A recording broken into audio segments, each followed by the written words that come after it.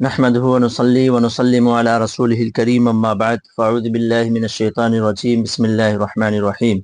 محترم ناظرین و سامعین، میں محمد ریحان رضا حشمتی آپ کے سامنے قرآن و حدیث سے چنندہ باتیں لے کر حاضر ہوتا ہوں۔ 5 منٹ کا کلپ ہوتا ہے، یا 7 منٹ یا 10 منٹ، ایسے ہی میں اس سے زیادہ بناتا نہیں ہوں، چونکہ ہم کو بھی قرآن و حدیث کا مطالعہ کرنا پڑتا ہے اور آپ کے سامنے پیش کرتا ہوں، تو آپ پورے 5 منٹ کے کلپ کو دیکھا کریں اور سماعت کریں، اس پہ عمل کرنے کی کوشش کریں۔ اللہ تبارک و تعالیٰ آپ سے راضی ہو جائے گا، اس لیے کہ فرمان مصطفیٰ صلی اللہ تعالیٰ علیہ وسلم ہے۔ حضور فرماتے ہیں کہ اگر انسان کے پاس پیسوں کے 2 جنگل ہو جائیں، یعنی دولت کے 2 جنگل ہو جائے، تو اب وہ اسی پہ بس نہیں ہوگا، بلکہ وہ انسان اب یہ چاہے گا کہ تیسرا جنگل کیسے ہو جائے۔ اللہ اکبر۔ تو اس کلپ میں یہ بتایا ہوں کہ رزق حلال کے کتنے فائدے ہیں، سنیں۔ اچھا، آئیے یہ جانتے ہیں کہ اللہ تبارک و تعالیٰ خوش کس سے ہوتا ہے۔ تو حدیث پاک میں ہے، فرمان رسول صلی اللہ تعالیٰ علیہ وسلم ہے، اللہ کے رسول ارشاد فرماتے ہیں کہ جس شخص کے پاس بچے زیادہ ہوں اور وہ غریب ہو، تو ایسے شخص سے اللہ تبارک و تعالیٰ بے انتہا محبت فرماتا ہے۔ اللہ اکبر۔ اسی طرح میرے آقا صلی اللہ تعالیٰ علیہ وسلم ارشاد فرماتے ہیں کہ عیش پسندی کو دور کرو، عیش پسندی میں مشغول مت ہو، اس لیے کہ جو اللہ کے نیک بندے ہوتے ہیں وہ عیش پسندی پسند نہیں کرتے۔ اللہ اکبر۔ اور پھر میرے آقا صلی اللہ تعالیٰ علیہ وسلم فرماتے ہیں کہ امیدوں میں مشغول مت ہو، اس لیے کہ امید سے پہلے انسان کو موت آ جاتا ہے۔ اور پھر فرمان رسول سماعت کریں، اللہ کہ رسول صلی اللہ تعالیٰ علیہ وسلم ارشاد فرماتے ہیں کہ جب بندہ اللہ کی بارگاہ میں گناہ کر کے توبہ کرتا ہے تو اللہ تبارک و تعالیٰ اس کے تمام گناہوں کو معاف فرماتا ہے۔ سبحان اللہ۔ آئیے اب جانتے ہیں کہ حلال روزی کے کتنے فائدے ہیں۔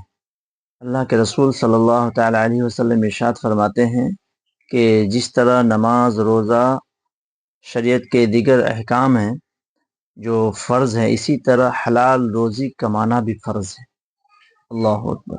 پھر اللہ کے رسول ارشاد فرماتے ہیں کہ اگر کوئی شخص کے جسم میں حرام روزی اگر گیا تو وہ جسم جنت میں نہیں جائے گا۔ اللہ اکبر۔ یہ کتنی بڑی وعید ہے کہ ہم اور آپ کمانے میں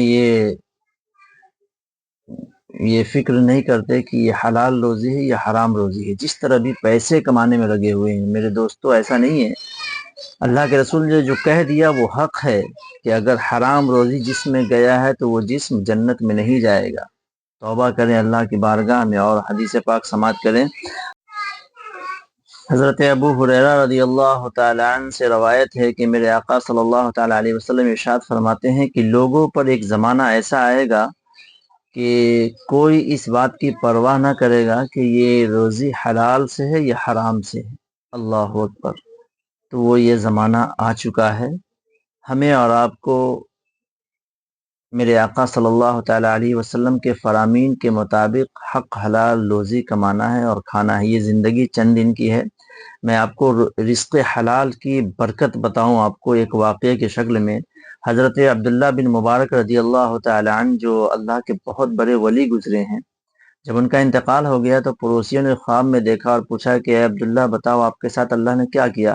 تو فرماتے ہیں کہ اللہ تبارک و تعالیٰ نے تو مجھے بخش دیا، لیکن میرے بازو میں ایک لوہار تھا، اس کا مرتبہ اللہ نے مجھ سے بھی زیادہ کیا۔ اللہ اکبر۔ لوگ جب نیند سے بیدار ہوئے تو اس لوہار کے گھر جاتے ہیں تو واقعہ پتہ لگتا ہے کہ وہ لوہار انتقال کر چکا، اس کی بیوی ہے۔